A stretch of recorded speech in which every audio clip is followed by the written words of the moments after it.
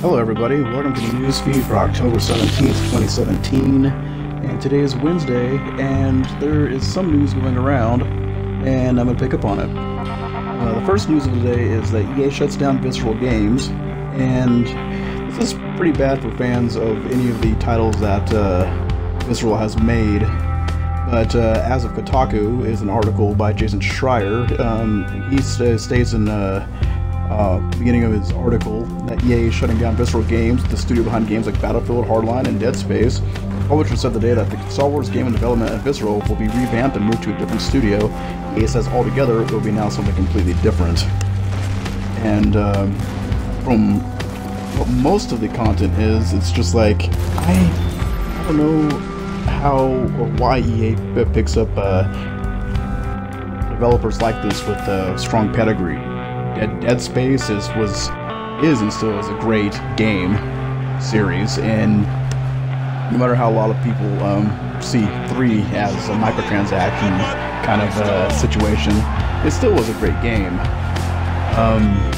Hardline, EA forcing that game underneath the Battlefield banner was a huge mistake, and it wasn't on Visceral to actually push that game out there. It didn't have the tone of the Battlefield series, and just felt like it was placed into a crowded situation, or actually more like a placeholder, because they didn't have a mainline Battlefield game out. But it's really sad seeing some team like this go. But it's just I don't know about it.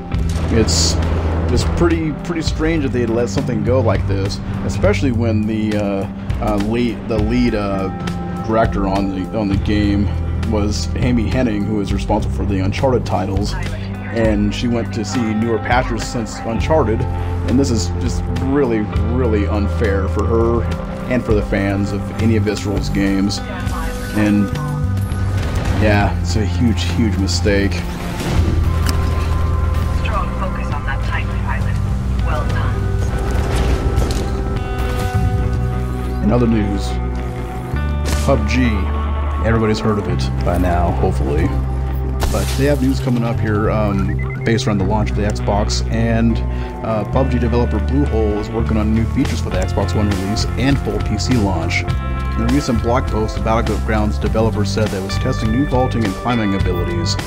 Interestingly, Bluehole said that it would take at least a month to test these features out, which means the full release might not happen until mid-November or later. The PC will be focusing on our best to stabilize the launch build, and we don't have any plans to deploy patches to live servers except for this week. We'll be running test servers at least 3 times in preparation for it, and these servers will likely to conduct large-scale tests for the content and features that will not be in the live build, but will create a foundation for stable launch altogether.